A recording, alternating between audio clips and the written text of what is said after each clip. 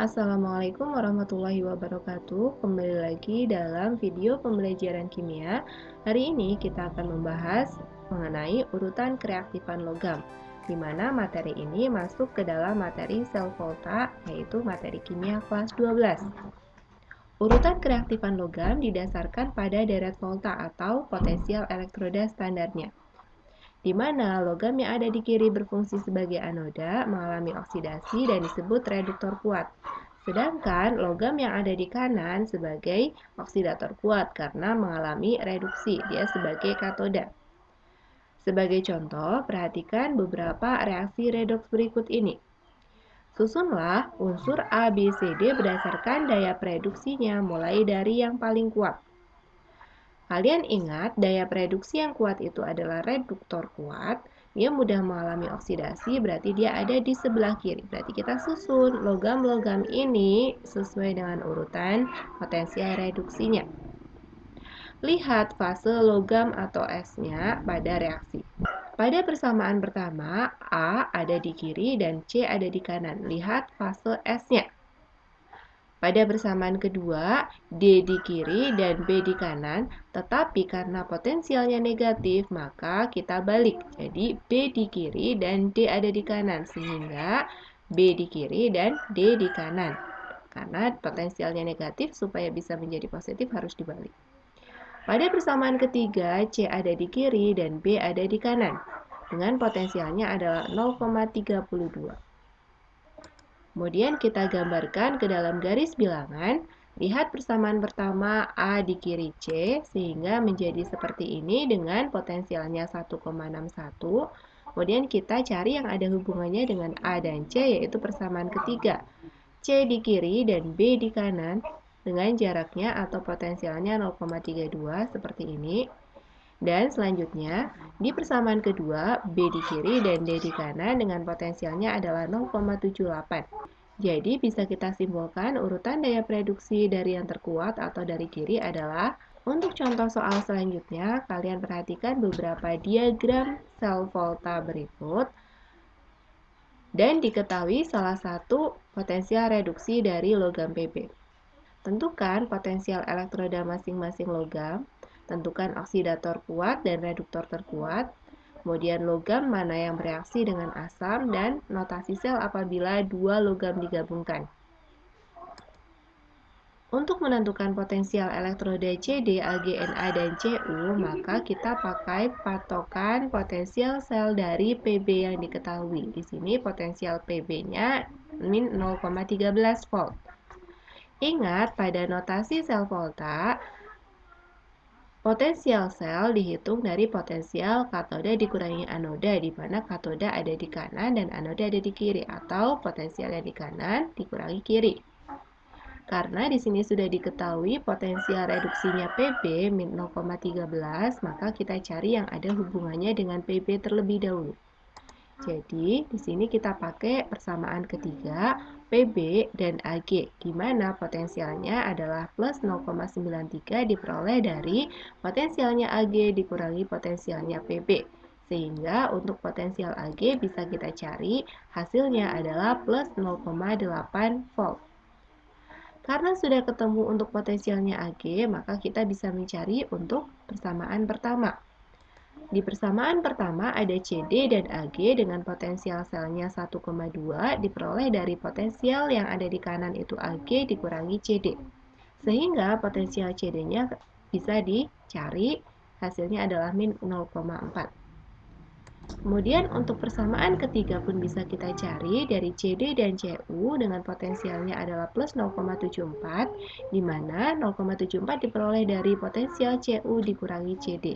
Karena CD sudah ditemukan tadi, maka Cu bisa kita cari hasilnya adalah plus 1,14.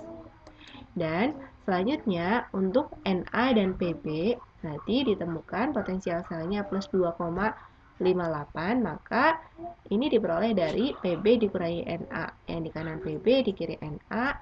Karena Pb tadi sudah diketahui, maka Na bisa kita cari hasilnya adalah min 2,71 volt. Jadi, di sini kita sudah menemukan potensial dari CD, Ag, Na, dan Cu. Selanjutnya, kita lihat untuk soal yang C. Logam yang bereaksi dengan H+ adalah logam yang letaknya ada di sebelah kirinya H atau potensial selnya kurang dari 0 karena potensial reduksi dari H adalah 0. Di sini kita lihat yang kurang dari 0 ada Pb dengan potensialnya min 0,13, kemudian Cd dengan potensialnya min 0,4, dan Na dengan potensialnya adalah min 2,71. Jadi ada 3 logam yang bereaksi dengan asam. Untuk menentukan oksidator terkuat dan reduktor terkuat, kita urutkan berdasarkan nilai potensial reduksinya dan dibuat garis bilangan.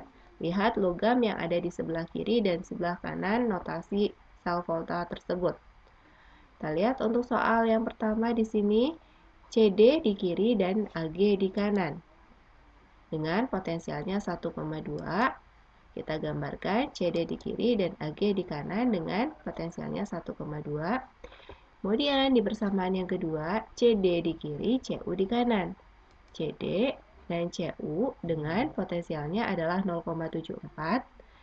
Kemudian selanjutnya adalah PB di kiri dan AG di kanan.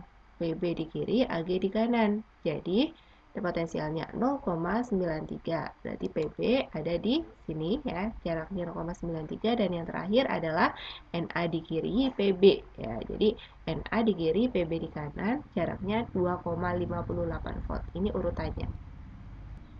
Sehingga urutan dari potensial reduksi tersebut adalah Na, Cd, Pb, Cu, dan Ag. Jadi, untuk oksidator terkuat itu mengalami reduksi, itu ada di kanan, dan untuk reduktor terkuat itu yang ada di kiri. Oksidator terkuatnya Ag dan reduktor terkuatnya Na.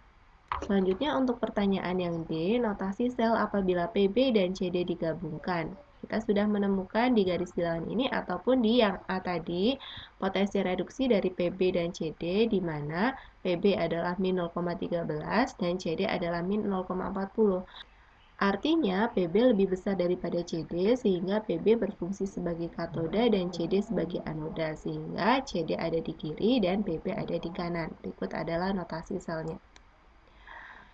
Berikut adalah contoh soal analisis tentang sel volta. Suatu sel volta terdiri atas elektroda perak yang dicelupkan ke dalam larutan perak nitrat 1 molar dan elektroda besi yang dilarutkan dalam larutan besi 2 klorida.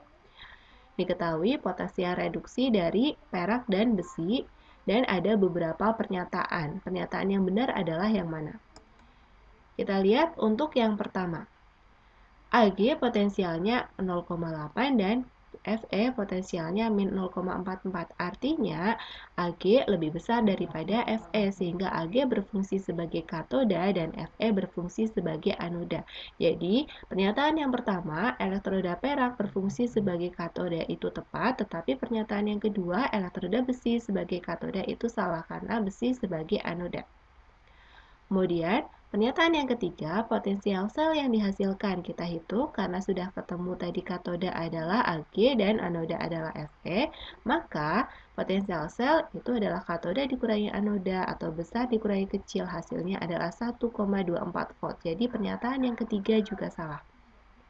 Selanjutnya, logam perak mengendap pada elektroda perak itu tepat. Kenapa? Karena perak mengalami reduksi. Perak sebagai katoda mengalami reduksi, di mana reduksi itu suatu ion dia akan berubah menjadi logamnya atau mengendap. Sehingga tepat jika logam perak mengendap pada elektroda perak. Sehingga pernyataan yang tepat pada soal di atas adalah pernyataan 1 dan 4. Jadi jawaban yang tepat adalah yang C. Selanjutnya, di sini ada soal diketahui reaksi redox dan diketahui potensial selnya. Berdasarkan harga potensial sel di atas, dapat disimpulkan bahwa urutan logam dalam urutan sifat reduktor yang menurun. Berarti kita harus melihat sifat reduktor yang menurun. Reduktor itu mengalami oksidasi, berarti reduktor yang kuat ada di kiri. Jadi urutannya adalah dari kiri ke kanan berdasarkan data potensial reduksinya. Kita buat garis bilangannya dulu. Di sini yang kita perhatikan adalah fase S-nya. Zn ada di kiri, Cu ada di kanan dengan jaraknya adalah 1,1 volt atau potensialnya 1,1. Kita bikin garis bilangannya ya. Kemudian Zn di kiri, Pb di kanan dengan potensialnya dengan potensialnya 0,63, jadi kita gambarkan Zn dan Pb potensialnya 0,36 dengan potensialnya 0,63, dan yang terakhir adalah Pb di kiri dan Cu di kanan dengan potensialnya adalah 0,47. Di sini urutannya adalah Zn, Pb, dan Cu. Jadi urutan sifat reduktor dari yang paling kuat ya dari kiri ke kanan, Zn, Pb, Cu. Jawaban yang tepat pada soal tersebut adalah Zn, Pb, Cu. Zn, Pb, Cu yang A. Demikianlah pembahasan mengenai urutan kereaktifan logam dan beberapa contoh soalnya. Semoga bermanfaat. Saya akhiri wassalamualaikum warahmatullahi wabarakatuh.